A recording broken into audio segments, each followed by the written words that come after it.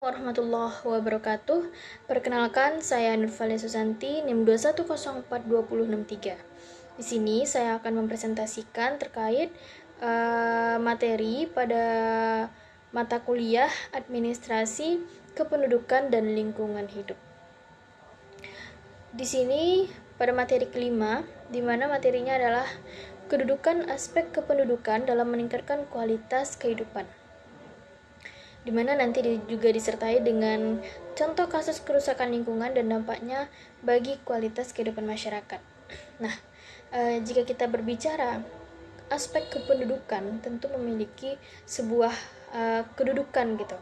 Nah, di mana kedudukannya nanti itu pasti akan meningkatkan kualitas kehidupan. Ya, jadi di sini terdapat 6 penjelasan mengenai kedudukan aspek kependudukan.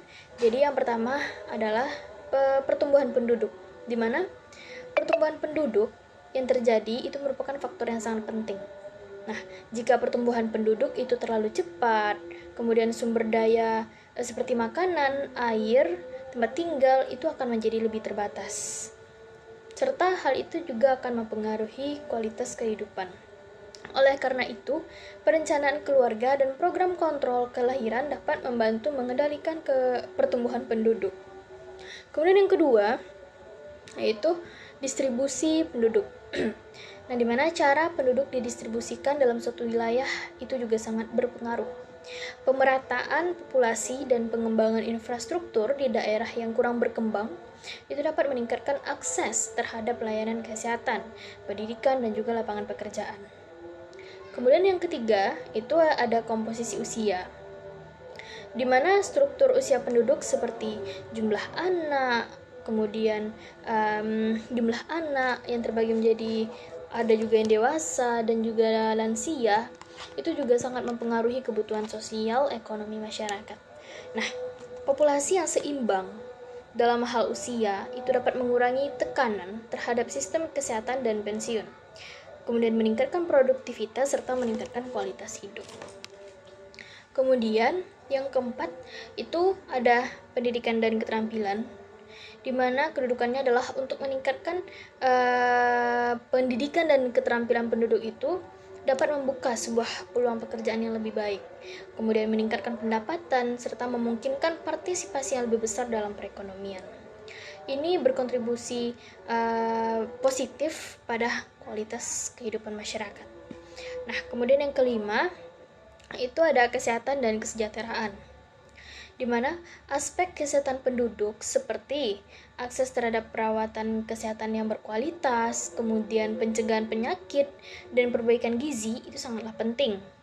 Kesehatan yang baik itu dapat meningkatkan harapan hidup dan produktivitas, serta berkontribusi pada peningkatan kualitas kehidupan. Kemudian yang keenam itu pengangguran dan ketenagakerjaan, di mana pengangguran yang tinggi itu dapat mengakibatkan ketidakstabilan ekonomi dan kemiskinan. Nah, oleh karena itu, menciptakan peluang kerja dan melatih tenaga kerja itu dapat menjadi aspek yang terpenting dalam meningkatkan kualitas kehidupan. Nah, kemudian kita masuk kepada kasus kerusakan lingkungan yang dampaknya dapat mempengaruhi kualitas kehidupan masyarakat. Nah, itu yang pertama, seperti contohnya adalah pencemaran udara. Nah, di mana polusi dari industri dan kendaraan bermotor itu dapat menyebabkan masalah kesehatan. Jadi sangat berdampak kepada kesehatan masyarakat gitu. Seperti penyakit pernapasan dan dapat mempengaruhi kualitas udara yang diperlukan untuk kehidupan sehari-hari. Kemudian yang kedua ada namanya pencemaran air. Nah, di mana limbah industri dan domestik itu dibuang ke sungai dan danau. Nah, hal ini juga dapat meracuni air minum dan juga sumber daya perikanan yang terpenting bagi masyarakat. Jadi sangat memiliki dampak gitu, ada korelasinya dengan masyarakat. Kemudian yang ketiga yaitu perubahan iklim. Nah, di mana perubahan iklim global itu dapat meningkatkan gas rumah kaca sehingga dapat mengakibatkan cuaca yang lebih ekstrim, termasuk badai dan kekeringan yang dapat mengganggu ketahanan pangan dan juga infrastruktur masyarakat.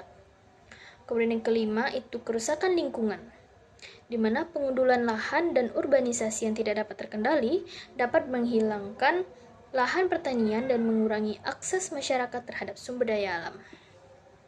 Sekian penyampaian presentasi terkait materi pertemuan kali ini. Banyak maaf. Assalamualaikum warahmatullahi wabarakatuh.